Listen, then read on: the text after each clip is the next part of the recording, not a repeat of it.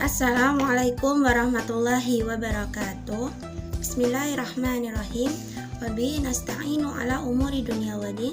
Wassalatu wassalamu ala asrafil anbiya'i wal mursalin wa ala alihi wa sahbihi ajmain, amma ba'du. Yang saya hormati Bapak Ahmad Sulaiman MAG selaku dosen pengampu mata kuliah Ilmu Alamiah Dasar, serta rekan-rekan Prodi PAI yang saya banggakan.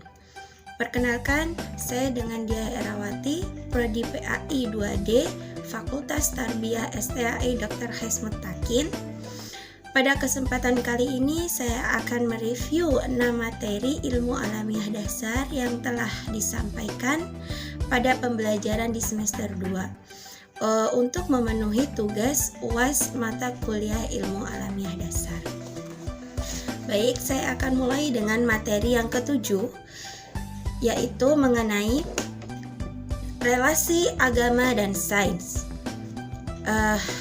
Sains adalah pengetahuan yang diperoleh melalui pembelajaran dan pembuktian, sedangkan agama adalah sistem yang mengatur tata keimanan atau kepercayaan dan peribadahan kepada Tuhan. Kemudian ciri-ciri agama diantaranya: pertama, agama merupakan suatu sistem keimanan dan keyakinan terhadap Tuhan Yang Maha Esa. Yang kedua, agama merupakan sistem ritual atau peribadatan. Yang ketiga, agama memiliki kepercayaan terhadap hal-hal gaib, Maha Agung, dan penciptaan alam semesta. Sedangkan ciri-ciri sains, pertama, harus mencapai keseluruhan logika kolumer. Yang kedua, bersifat objektivitas. Yang ketiga, progresif. Dan yang keempat, intersubjektivitas. Sedangkan hubungan antara agama dan sains dapat diketahui dari banyak sudut pandang. Keduanya mempunyai pengaruh pada manusia. Di antaranya, agama dan sains sama-sama memberikan kekuatan. Sains memberikan manusia peralatan dan mempercepat manusia sekaligus mengarahkan upaya manusia dalam setiap aktivitas. Sedangkan agama mempunyai maksud sebagai upaya manusia dan mengarahkan upaya tersebut. Sains memberikan revolusi lahiriah, agama membawa revolusi batiniah. Sains memperindah akal dan pikiran, agama memperindah jiwa dan perasaan. Sains melindungi dari bencana alam, agama melindungi manusia dari kesalahan, dari kegelisahan, dan dari rasa tidak nyaman. Sedangkan manfaat agama dan sains diantaranya, agama sebagai obat dari kesukaran, kekhawatiran yang dihadapi manusia. Kemudian agama menjadi alternatif yang mampu mengatur segala permasalahan hidup manusia. Sedangkan sains membuat peradaban semakin maju, sains memudahkan kehidupan manusia, sains mengatur pola kerja dan hubungan baru antar manusia. Perbedaan agama dan sains diantaranya, keberadaan Tuhan adalah salah satu konsep utama dalam sebuah agama. Di sisi lain, tidak ada bukti keberadaan Tuhan jika menurut sains. Kemudian perbedaan yang lain adalah, menurut agama Tuhan menciptakan dunia, sedangkan menurut sains dunia muncul sebagai hasil dari Big Bang. Kemudian mengenai pertanyaan kepada kelompok yang mempresentasikan materi ini di pertemuan lalu, bahwa agama bisa mengembangkan sains dan begitu pula sebaliknya, sains dapat mengembangkan agama juga, sehingga agama dan sains ini memiliki keterkaitan satu sama lain. Jadi teman-teman, saya di sini mengajak untuk kita sama-sama mempelajari mengenai relasi agama dan sains, sebab keduanya itu sangat berkaitan dalam kehidupan manusia. Selanjutnya materi yang ke-8 yaitu mengenai teknologi terkini. Sejarah teknologi informasi komunikasi atau sering kita kenal dengan TIK Tonggak perkembangan teknologi yang memberikan sumbangan terhadap pengembangan teknologi informasi komunikasi diawali dari temuan telepon yang ditemukan oleh Alexander Graham Bell pada tahun 1875. Kemudian jaringan telepon ini merupakan infrastruktur pasif pertama ya yang dibangun manusia untuk komunikasi global. Kemudian memasuki abad ke-20 terwujud radio, disusul televisi pada tahun 1940-an. Kemudian komputer elektronik 1957. Nah, perkembangan teknologi elektronika ini merupakan cikal bakal teknologi informasi komunikasi atau yang kita sebut dengan TIK sampai pada saat ini. Nah, apa sih pengertian dari teknologi? Teknologi itu berarti pengembangan dan aplikasi dari alat, mesin, material, dan proses yang menolong manusia menyelesaikan segala permasalahan. Nah, sedangkan informasi dan komunikasi erat kaitannya dengan data. Lalu dapat disimpulkan bahwa teknologi informasi dan komunikasi itu adalah hasil rekayasa manusia terhadap proses penyampaian informasi dan proses penyampaian pesan dari satu pihak ke pihak lain, sehingga lebih cepat, lebih meluas penyebarannya dan lebih lama penyimpanannya.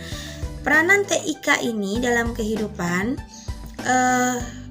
itu sangat berperan di berbagai bidang, diantaranya di bidang ekonomi, di bidang pendidikan, pertanian, politik, kesehatan, pemerintahan, kebudayaan, dan bidang ketenaga kerjaan.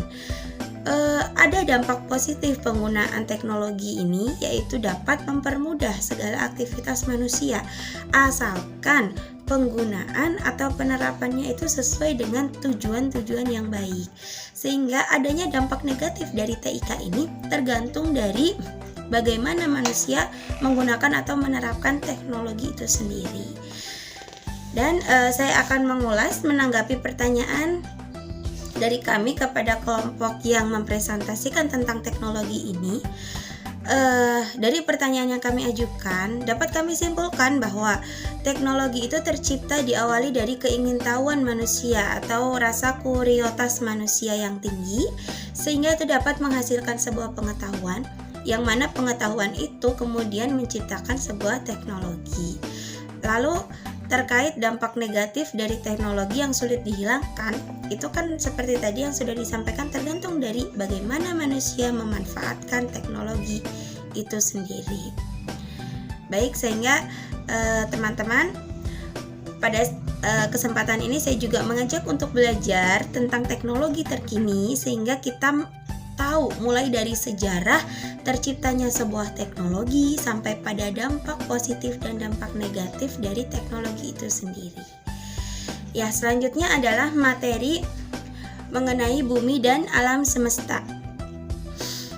Pengetahuan, seperti yang tadi dikatakan, pengetahuan itu berawal dari rasa ingin tahu. Pengetahuan merupakan segala sesuatu yang diketahui berkenaan dengan pembelajaran. Jadi, kita sekarang akan mengenal apa itu bumi dan alam semesta. Alam semesta merupakan ruang dan waktu di mana semua materi dan energi terpadu, atau sering kita katakan mayapada. Sedangkan bumi adalah planet yang berada pada urutan ketiga dari matahari setelah Venus ya, dan merupakan satu-satunya planet yang dapat dihuni oleh makhluk hidup. Bumi memiliki atmosfer yang terdiri dari nitrogen, oksigen, karbon dioksida, dan juga uap air. Kemudian bumi itu sendiri juga memiliki satelit yang kita sebut bulan. Nah, teori-teori terbentuknya alam semesta itu ada dua macam. Yang pertama, teori keadaan tetap. Teori ini berdasarkan pada prinsip kosmologi teoris sempurna yang menyatakan bahwa alam semesta dimanapun dan bila manapun selalu sama. Yang kedua yaitu teori dentuman besar atau sering kita kenal dengan Big Bang Theory. Nah, berdasarkan teori ini berdasar pada asumsi adanya massa yang sangat besar dikarenakan ledakan dari reaksi inti. Kemudian galaksi itu merupakan kumpulan miliaran tata surya yang sangat luas. Bumi bagian dari tata surya. Sistem tata surya itu terdiri dari matahari, planet, benda-benda langit seperti satelit, meteorit, komet, asteroid, dan lain sebagainya. Nah, kemudian di sini saya menanggapi dari pertanyaan kelompok kami, yaitu teori terbentuknya alam semesta ini sangat berpengaruh dengan terbentuknya bumi dan seisinya sesuai dengan yang sudah dijabarkan tadi. Jadi teman-teman, marilah kita belajar tentang bumi dan alam semesta. Selain dapat menambah wawasan, kita juga akan semakin menambah keimanan kita terhadap Sang Pencipta, Sang Maha Pencipta. Kemudian materi selanjutnya yaitu mengenai materi dan energi serta pemanfaatannya. Apa itu materi? Materi adalah suatu yang mempunyai massa dan volume serta menempati ruang. Dunia ini terdiri atau tersusun atas materi, baik tanah, air, udara maupun hewan ya. Nah, jenis-jenis materi ini ada dua macam. Yang pertama, wujud materi. Wujud materi itu meliputi padat, cair, dan gas. Zat padat memiliki sifat, bentuk, dan volume tetap selama tidak ada pengaruh dari luar ya. Kemudian kalau zat cair memiliki sifat bentuk yang berubah-ubah mengikuti bentuk ruang yang ditempatinya. Sedangkan zat gas bersifat dapat menempati ruang yang tersedia, tidak tetap baik bentuk maupun volume. Contohnya udara di dalam balon. Yang kedua yaitu massa dan berat. Massa suatu benda menyatakan jumlah materi yang terdapat pada benda tersebut. Sedangkan berat menyatakan gaya gravitasi terhadap suatu benda dan bergantung pada letak benda tersebut dari pusat bumi. Terkadang kita menyamakan apa itu massa dan itu berat.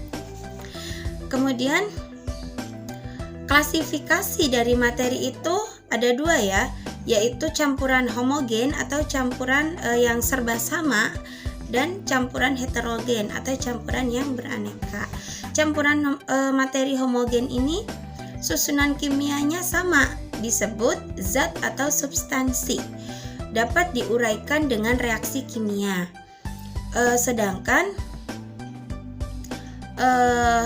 zat ini terdiri dari unsur dan senyawa ya. Senyawa merupakan zat yang dapat diuraikan dengan reaksi kimia tadi. Sedangkan unsur merupakan zat yang dengan reaksi kimia tidak dapat diuraikan menjadi zat-zat yang lain. Unsur terdiri dari dua macam, yaitu unsur logam dan unsur non-logam. Nah, kemudian dalam unsur ini terdapat suatu zat yang terkecil ya pada suatu benda, itu sering kita sebut dengan atom. Atom merupakan unsur terkecil dari suatu benda. Kemudian atom itu bergabung ya menjadi molekul. Jadi apa itu molekul? Molekul merupakan partikel terkecil dari suatu zat. Atom tersusun atas elektron dan proton.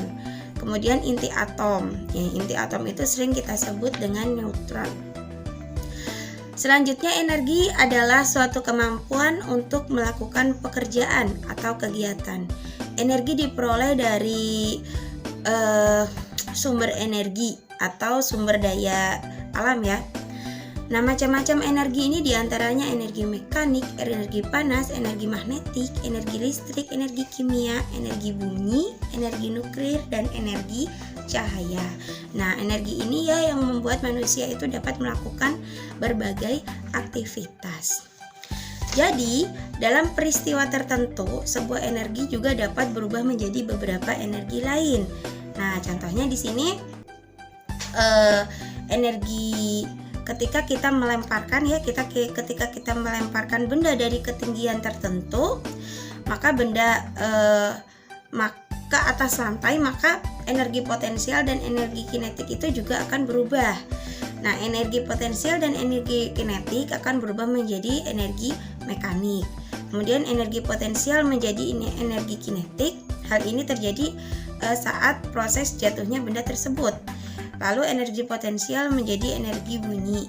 Hal ini terjadi ketika benda tersebut mengenai lantai. Jadi berkesinambungan ya, saling berhubungan. Baik teman-teman, marilah kita sama-sama mempelajari tentang energi dan materi ini serta pemanfaatannya, sehingga kita dapat mendayagunakan materi dan energi di muka bumi ini dengan baik. Baik, selanjutnya materi yang ke-11 yaitu mengenai keanekaragaman hayati dan persebarannya. Nah, hayati merupakan segala sesuatu yang dihasilkan oleh makhluk hidup. Contohnya, itu ada tumbuhan, ada hewan, dan lain sebagainya ya. Nah, keanekaragaman hayati adalah semua makhluk hidup yang ada di bumi dan keanekaragaman ekosistem yang dibentuknya.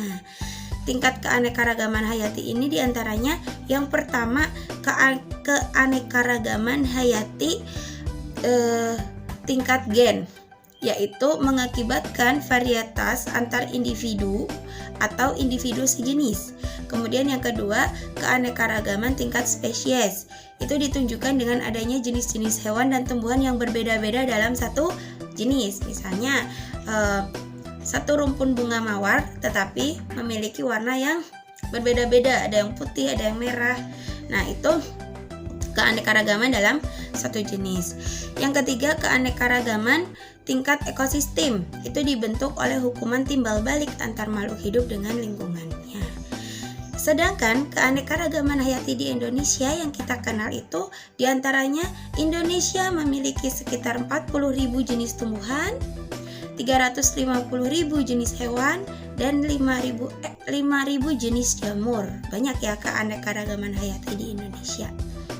Nah, keanekaragaman hayati dalam satu spesies itu dipengaruhi oleh perbedaan gen. Nah, ini adalah tanggapan dari kami atas pertanyaan yang kami ajukan kepada kelompok yang telah mempresentasikan materi ini. Nah, sehingga teman-teman, marilah kita belajar tentang keanekaragaman hayati ini agar mengetahui hakikat dari keanekaragaman tersebut.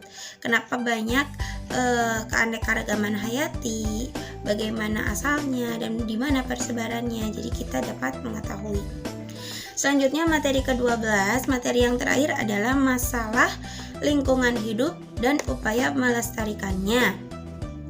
Apa itu lingkungan hidup? Lingkungan hidup disebut juga lingkungan manusia. Nah, unsur-unsur lingkungan terdiri dari manusia, hewan, dan tumbuhan. Dalam lingkungan hidup itu sering terjadi permasalahan lingkungan hidup dan penyebabnya diantaranya berkurangnya kualitas dan jumlah lingkungan membuat keadaan alam menjadi berkurang.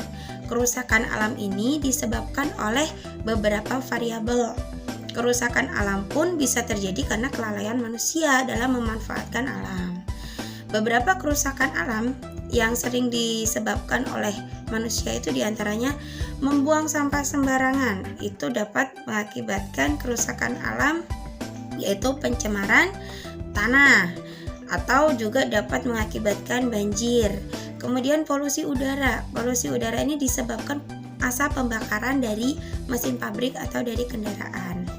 Kemudian globalisasi. Globalisasi itu penebangan pohon secara liar. Itu juga akan mengakibatkan kerusakan alam. Kemudian dampak yang terjadi akibat permasalahan lingkungan hidup itu diantaranya punahnya keanekaragaman hayati, hutan menjadi gundul, tanah tercemar sehingga dapat juga mengakibatkan banjir, kemudian menyebabkan polusi udara seperti yang tadi disampaikan. Nah, sehingga apa sih upaya kita untuk melestarikan lingkungan hidup? Kita dapat lakukan yang pertama dimulai dari diri sendiri dengan menyadari bahwa melestarikan lingkungan hidup adalah kewajiban setiap individu. Yang kedua, bergotong royong dalam kebersihan lingkungan. Yang ketiga, melakukan pengelolaan sampah, membuat bank-bank sampah. Yang keempat yaitu reboisasi atau penghijauan kembali, dan pelestarian, kesadaran diri akan pelestarian lingkungan sekitar. Nah, Jadi untuk tanggapan kami atas pertanyaan kami kepada kelompok yang mempresentasikan ini, artinya sesuai dengan tujuan diciptakannya manusia. Kenapa sih manusia kok harus menjaga, melestarikan lingkungan, melestarikan bumi? Nah, sesuai dengan tujuan diciptakannya manusia sebagai khalifah di muka bumi ini, sehingga manusia berkewajiban menjaga dan melestarikan lingkungan hidup karena akan berpengaruh untuk kelangsungan kehidupan manusia itu sendiri. Baik teman-teman, banyaknya permasalahan yang terjadi di lingkungan tempat tinggal kita yang berpengaruh buruk pada kelangsungan kehidupan manusia, sehingga mari kita sama-sama mempelajari apa saja yang menjadi masalah dalam lingkungan hidup serta upaya melestarikan lingkungan hidup tersebut. Baik, materi ke-13 adalah mengenai sumber daya alam dan lingkungan hidup. Sumber daya alam adalah sumber daya yang terbentuk melalui kekuatan atau gaya alamiah. Misalnya tanah, air, udara, sinar matahari, gas bumi, dan lain sebagainya. Nah, sumber daya alam ini terbagi menjadi dua macam, yaitu sumber daya alam yang dapat diperbaharui, itu artinya sumber daya alam yang jika habis itu dapat diperbaharui kembali. Contohnya seperti hewan dapat berkembang biak, kemudian tumbuhan, mikroba dapat diusahakan dengan cara menanamnya kembali. Yang kedua yaitu sumber daya alam yang tidak dapat diperbaharui, yaitu sumber daya alam yang jika habis sudah tidak dapat diperbaharui lagi, atau artinya jumlahnya itu terbatas. Contohnya minyak bumi, logam, gas alam, mineral, dan sebagainya. Nah, sumber daya alam itu juga terdiri dari beberapa macam yang lain. Di antaranya sumber daya alam kekal. Contohnya energi sinar matahari, angin, oksigen, dan sebagainya. Dan sumber daya alam materi, itu contohnya ada besi, emas, kayu. Kemudian sumber daya alam energi, contohnya batu bara, gas bumi. Dan yang terakhir adalah sumber daya alam ruang, yaitu berupa daratan, berupa lautan, dan pegunungan. Ya, baik, saya akan menanggapi jawaban dari kelompok yang mempresentasikan tentang sumber daya alam dan lingkungan hidup. Artinya sumber daya alam itu berarti perlu dilestarikan oleh siapapun, dimulai sejak dini, bahkan sampai kepada orang-orang dewasa harus mulai dari sadar dari diri sendiri. Sehingga teman-teman, marilah kita mempelajari sumber daya alam agar kita dapat mendayagunakannya dengan baik. Baik, selanjutnya yaitu materi ke-14, yaitu mengenai karakter positif menyikapi alam.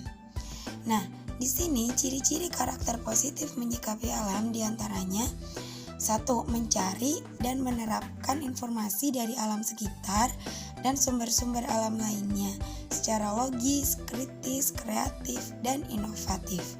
Yang kedua yaitu mendeskripsikan gejala alam dengan positif. Selanjutnya, menerapkan hidup bersih, sehat, dan juga aman. Nah, cara untuk menerapkan karakter positif menyikapi alam diantaranya bisa dimulai dari lingkungan sekolah. Di sana ada peran guru yang memberikan contoh kepada peserta didik. Kemudian program bimbingan mental, contohnya menerapkan mental menjaga kemurnian alam sekitar. Nah, selanjutnya sikap menjaga alam diantaranya mengolah sampah dengan baik, mengurangi penggunaan energi rumah tangga, menanam sayuran, menghemat air. Ya, baik. Di sini saya akan menanggapi tentang pertanyaan yang kami ajukan kepada kelompok yang presentasi, yaitu mengenai banyaknya hal yang harus dilakukan mulai dari generasi muda dalam upaya menjaga alam. Jadi sudah harus diajarkan sejak dini mungkin dalam upaya menjaga alam. Ya, jadi teman-teman, marilah kita sama-sama mempelajari bagaimana sih menerapkan karakter positif dalam upaya menyikapi alam agar kelestarian dan alam itu senantiasa terjaga. Demikian presentasi yang dapat saya sampaikan. Mohon maaf atas segala kekurangan. Akhir kata, wassalamualaikum warahmatullahi wabarakatuh.